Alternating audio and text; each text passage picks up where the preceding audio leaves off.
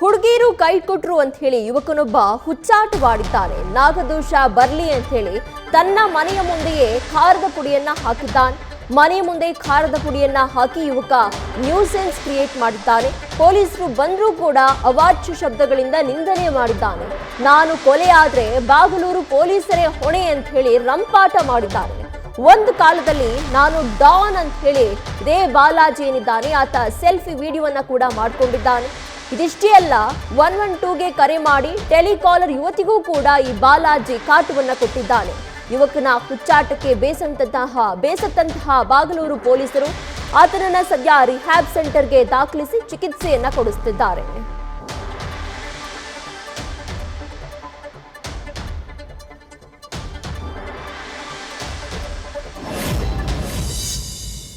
Namaste guys. I don't do drugs guys. Once upon a time I used to do drugs guys. I used to. All the drugs one time is enough. I just have to see what it is and I've left it. My lovers.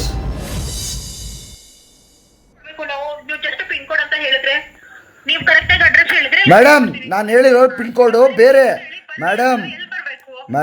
Madam ಅವರೇ ಒಂದು ನಿಮಿಷ, ನಾನು ಹೇಳಿರೋ pin code ಬೇರೆ. ಕ್ಲೀನಾಗಿ check ಮಾಡಿರಿ 560049 ಯಾವುದು ಅಂತ. 560049 KR ಪುರಂ ಬರುತ್ತೆ. ಹೌದಾ? ಅಲ್ಲಿ ಎಲ್ಲಿ ಬರಬೇಕು?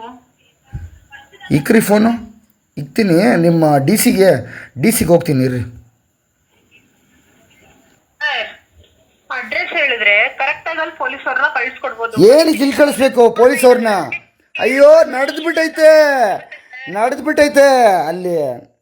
ಏನು ನೀವು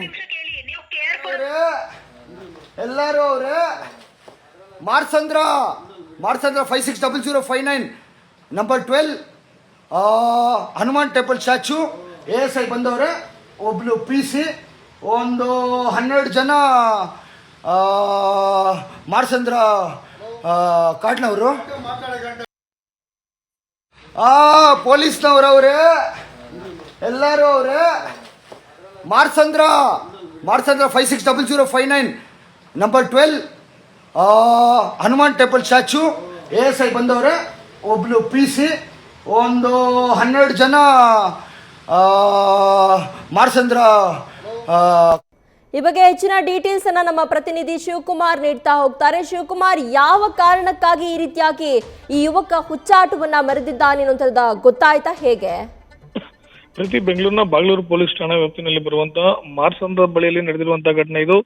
ಬಾಗಲೂರು ಮಾರ್ಸಂದ್ರ ನಿವಾಸಿ ಆಗಿರುವಂತಹ ಬಾಲಾಜಿ ಎಂಬುವಂತಹ ಯುವಕ ಈ ರೀತಿಯಾದಂತಹ ಹುಚ್ಚಾಟವನ್ನ ಮೆರೆದಿರುವಂತದ್ದು. ಕಳೆದ ಹಲವು ದಿನಗಳಿಂದಲೂ ಕೂಡ ಸ್ಥಳೀಯರ ದೋಷದಲ್ಲೂ ಕೂಡ ನ್ಯೂಸೆನ್ಸ್ ಮಾಡುವಂಥದ್ದು, ಜೊತೆಗೆ ಮನೆ ಮುಂದೆ ಖಾರದ ಪುಡಿ ಹಾಕುವಂಥದ್ದು, ಖಾರದ ಪುಡಿ ಹಾಕಿ ಆತ ಅರೆ ನಗ್ನವಾಗಿ ಡ್ಯಾನ್ಸ್ ಮಾಡುವಂಥದ್ದು.